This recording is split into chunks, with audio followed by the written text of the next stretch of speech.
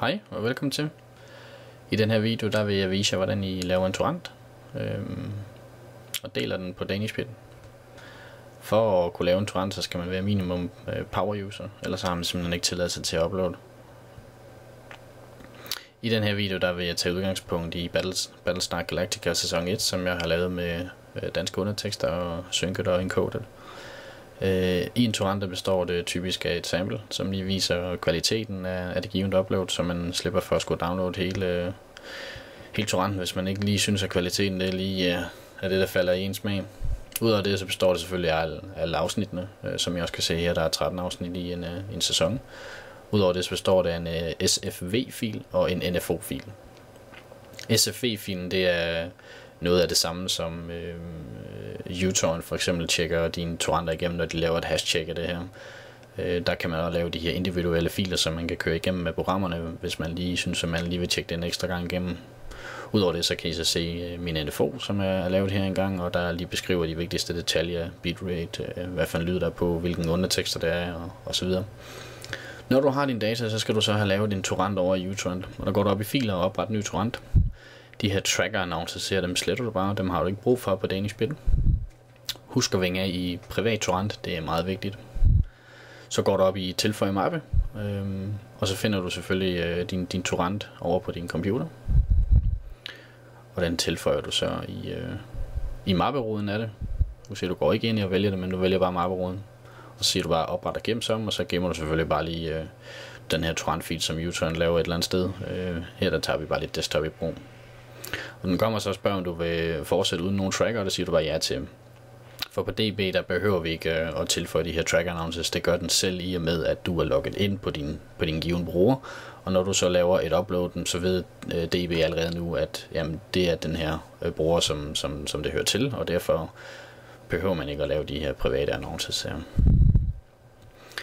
Imens den står og tykker sammen, så er der forskellige måder at sige det her på. Man kan vælge at gøre det lokalt fra sin PC via uTorrent eller Vus eller BitTorrent eller hvad man nu lige bruger af klient.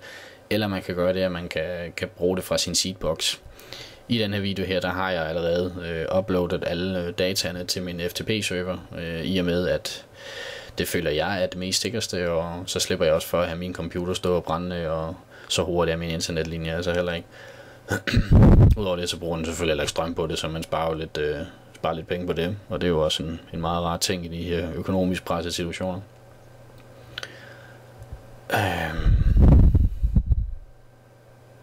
Vi venter lige lidt her en gang.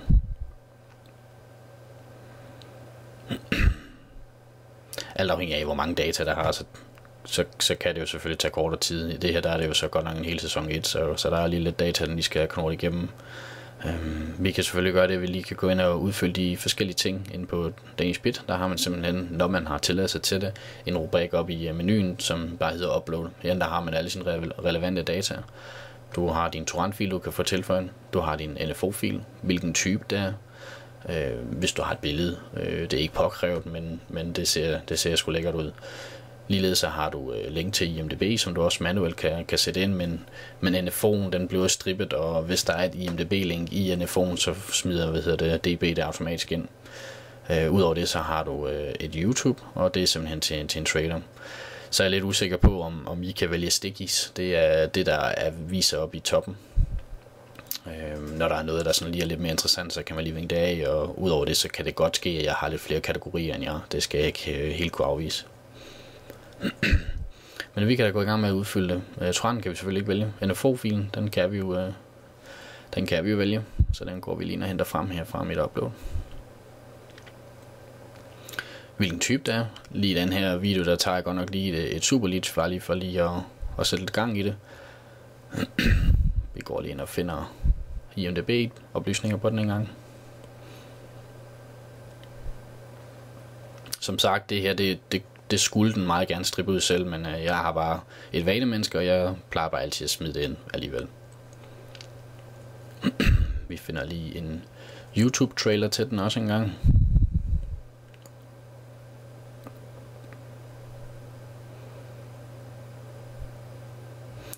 YouTube er god til trailer, fordi de har mere eller mindre det hele, og hvis de ikke har den, så er der mange, der laver nogle hjemmelavet nogen, hvor de lige klistrer en masse billeder sammen og smider lidt lyd ind, så det er super lækkert lige, og det gør også dit upload lidt mere interessant at kigge på. Som I kan se, så er det kun det sidste ID, der skal med af YouTube. Det er ikke hele linket, men det er kun det her ID.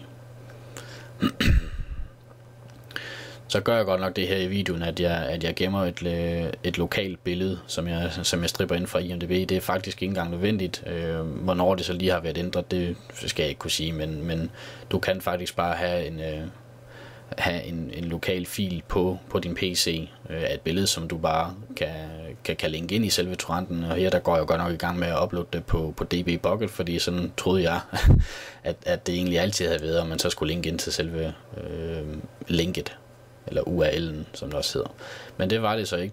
Det er blevet lært om, ellers er det bare mig, der er en torsk og har glemt det i mellemtiden. Så man kan faktisk allerede bare vælge sin lokale fil, så det er jo super lækkert. Så vinger jeg lige af i stikke en gang, for lige at kunne vise den på toppen. Og i mellemtiden så er vores torrent også blevet færdig over U-turn, så den går jeg også lige ind og vælger en gang. Når alle de her data de er udfyldt, så er der faktisk ikke så meget andet at gøre, end at bare trykke på upload torrent. Her der er det meget vigtigt, at man går ind og henter den nye torrent, som DB automatisk laver i det, at du uploader den her, alle de her data her. Fordi der bliver der automatisk lavet en ny torrent med din annonce, som du ikke har tilføjet over i torrenten, da du lavede det her. Derfor er det meget vigtigt at gå ind og downloade den igen. Som I kan se ude i højre side, så er den faktisk allerede blevet læst ind i mit U-turn, og det er fordi, at jeg under den her video havde glemt alt om, at jeg havde noget, der hed WatchDeer på. WatchDeer, det gør egentlig bare, at den holder øje med en given mappe, om der kommer nogle torrentfiler ind i den. Kommer der en torrentfil ind, så loader U-turn der automatisk ind, og så sletter den det igen. Så derfor blev jeg lige nødt til lige at lukke U-turn ned over i højre side, og så går jeg ind og downloader torrenten igen, fordi den er selvfølgelig slettet fra min computer.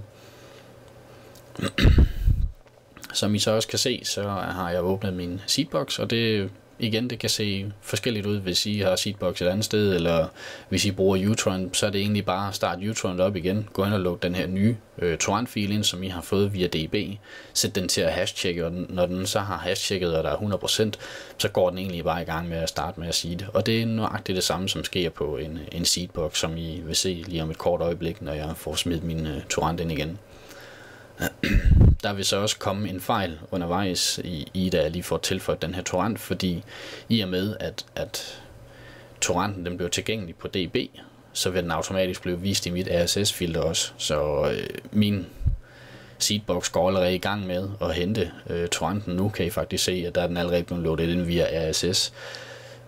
Og det opdager jeg jo så først her lige efter, hvor jeg lige har fået det smidt ud.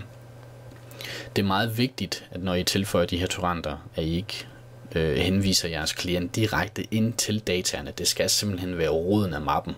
Ellers så får I det, at I har et mappenavn med jeres given torrent.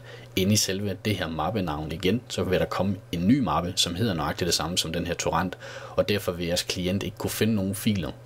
Så hvis I får den fejl, og I kan se, at jamen, hallo, der sker ikke noget i den her check her, den siger bare, at den er 0%, og den bare vil downloade, så husk at kigge på, om det er fordi, I har tilføjet det inde i mappen med jeres torrenter, eller om I husker at tilføje det i roden af det. Det er meget, meget vigtigt. Her, der er min klient så gået i gang, og den har fundet filerne op på min server, den går så i gang med at tjekke det, og det går lidt langsomt, det er ikke verdens hurtigste seedbox. Når den er nået 100%, så går den simpelthen i gang med at sige det. Jeg håber, at I har nydt videoen, og har I nogle spørgsmål, så er I selvfølgelig mere end velkommen til at kontakte os på DB. Fortsat god dag.